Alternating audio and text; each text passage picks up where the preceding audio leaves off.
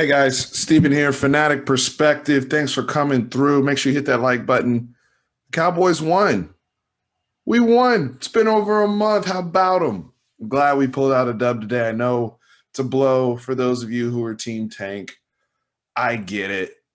However, as a fan, myself personally, I always want to see the Cowboys win. Any of the teams I support, I can never support a losing culture and any of that stuff. And these guys are professionals and they come to work every day, hard weeks. They're trying to put out the best tape they possibly can so they can be here for 2021 and moving forward. Professional effort. So they're definitely not. They're going to always try to win, and they played to win today. Very impressive performance over the Minnesota Vikings, 31-28. It was an entertaining game.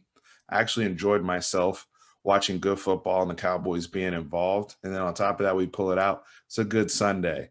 The effort being better. I mean, coming off the bye week, and they had a good performance against Pittsburgh. I think many of us were pleased with how they competed against a team that's now 10-0. But the intensity, the physicality that they came out with today was very, very high level. And, forcing fumbles, just being aggressive, scrappy. We're not super talented in a lot of areas on this team. We do have some really good football players in a lot of areas of this team. We'll break all that down, but just the fight was there. And there were some key changes that we need to touch on that I think should have been made before. But first, I want to start off with kudos. I mean, kudos to Kellen Moore, offensive coordinator, who came up with a great game plan, play design, play calling, very timely, the mixing of tempo at certain points, especially in some of the short yardage situations. I just like how they handled everything. Good amount of creativity. The 2-point conversion play was cool. The game winner to Dalton Schultz, where you have a bunch of converging routes down there. Just scheming stuff open, making it easier for the quarterback, making it easier for everybody. And this is something we've talked about even before with, like, when Dak was the quarterback. It's like, why do we have to manufacture everything just off of our talent? Where are the coaches helping us out? We see this with Kyle Shanahan. We see this with Sean McVay. Sean Payton today with Taysom Hill. What are you doing to make your offense easier for everybody else and call in place of people's particular skill sets? I thought Andy Dalton was more comfortable today. And we got, at some points in the game, it was below average quarterback play. At different points in the game, it was average quarterback play. But you can get away with that and put up 31 points when you actually start the correct 5 people on the offensive line. And now you have a run game again, right? Because that also goes into being able to scheme people open. Really good balance today. I believe we had 32 passes, 31 runs. So it was pretty much even, 50-50 down the board. Zeke Elliott, can run again because Zach Martin's, made the move to right tackle. We get Connor McGovern in there next to Joe Looney at right guard. And the group was moving, was doing a great job getting a push off the ball. Tony Pollard broke one today. Groovy Tony's back. Good to see him. We've been waiting on those type of explosive plays from Tony Pollard. Zeke's patience and vision was better today, protecting the football, catching the football. All those things are helpful. The wide receivers, 2 games in a row now, are part of the party again. Welcome back, all of you. And we've been hard on the quarterbacks here, rightfully so. They haven't played well as a group since Dak went down. But it doesn't help when guys aren't making plays for your drops. And while MG did struggle with drops today and he has to work on that, I'm not super worried about it. CeeDee Lamb stepped up.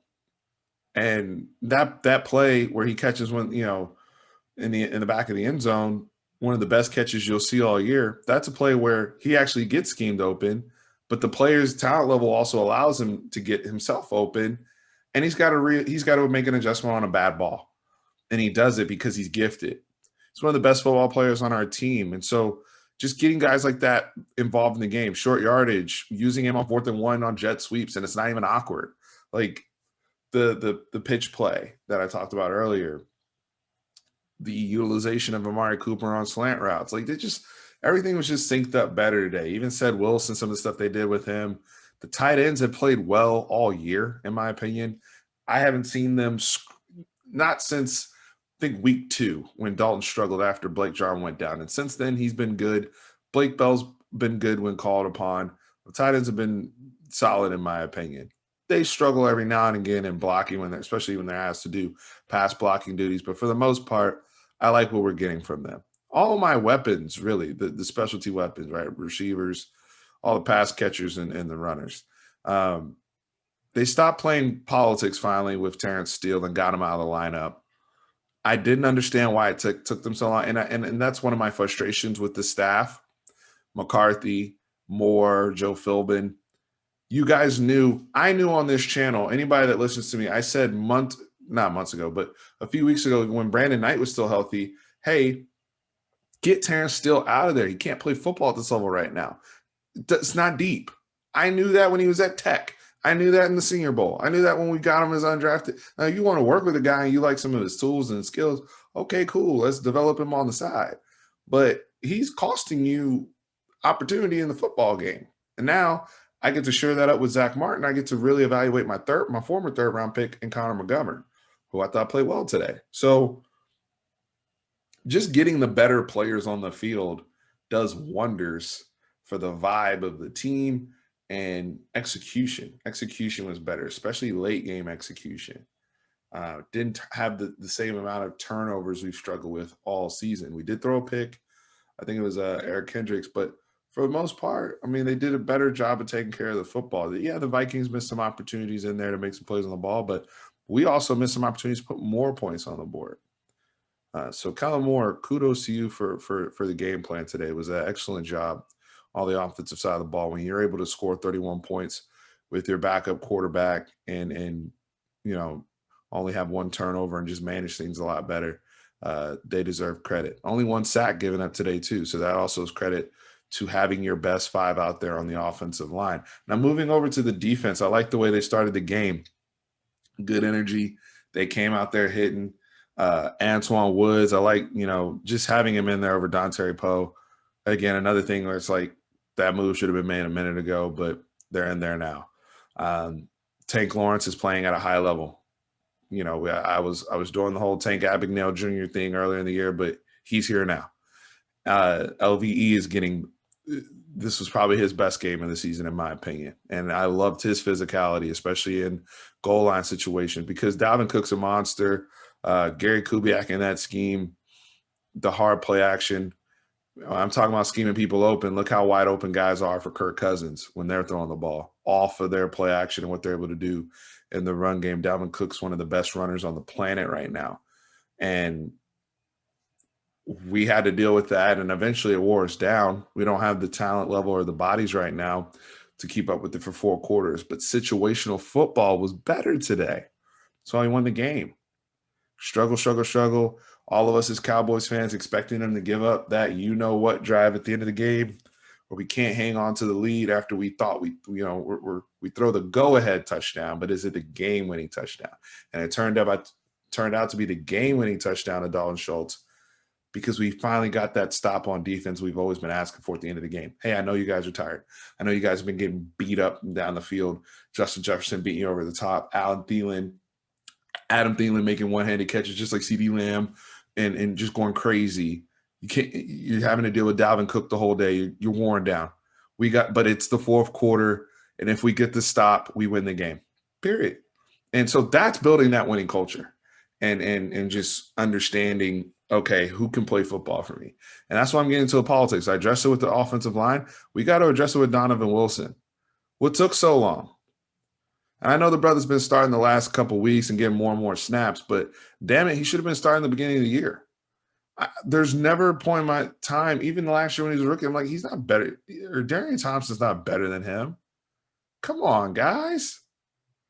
Like, some of this stuff isn't really that deep. And so you get Donovan Wilson out there. At least we've been begging for safety play on this team as fans. Begging. To the point where you guys have people like, well, maybe we shouldn't have let Jeff Heath go. That's because at least he would get the random turnover. Donovan Wilson today came out laying the wood all day. And that's the type of player he is. He's very physical. Yeah, he's going to struggle. He's going to take some bad angles at time. He's going to get beat over the top. Like maybe he could have helped out Anthony Brown more on the deep ball. I don't know. But I know this. He's a badass and he plays with attitude. You need more people like that on the defense to at least make stuff happen.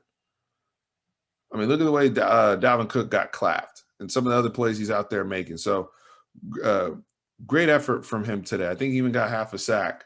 Great effort from Donovan Wilson. My only gripe with Mike Nolan and the staff for not understanding that he's one of your best football players. He should be on the field. So we've got to take care of that. The other thing I'll say is this: if Rashard Robinson can get those snaps out there at corner, and you're still trying to mix in Jordan Lewis every now and again, why can't we activate Reggie Robinson? When are we going to activate him? Like we're bumping up people from the scrap heap. Let's activate Reggie Robinson. Shoot, let's activate Bradley and I. If I'm sure he cannot set the edge just as well as Dorrance Armstrong. Like we got Dorrance Armstrong out here covering people and running around completely ineffective. Let's see what my All-American from Utah can do. So I want to see some more people get activated because I don't want to have this conversation again because I know it's coming when Bradley and I gets in there and they start making some plays or doing stuff. And then what are we going to come back here and say, well, why weren't these guys playing before? See, like that's the type of stuff I'm worried about in season right now. We can talk about the draft stuff and how this plays out because it's kind of difficult with how bad this division is. Everybody's got 3 wins. It's week 11. We just completed week 11. Everybody sucks in our division. We suck. Washington sucks. We're playing them on Thanksgiving. Giants are trash. Eagles are trash. Like, here we are. So the draft stuff's complicated because we might mess around and win this thing and end up in the playoffs. Who knows? But I do know this. I enjoyed today. I enjoyed this football game.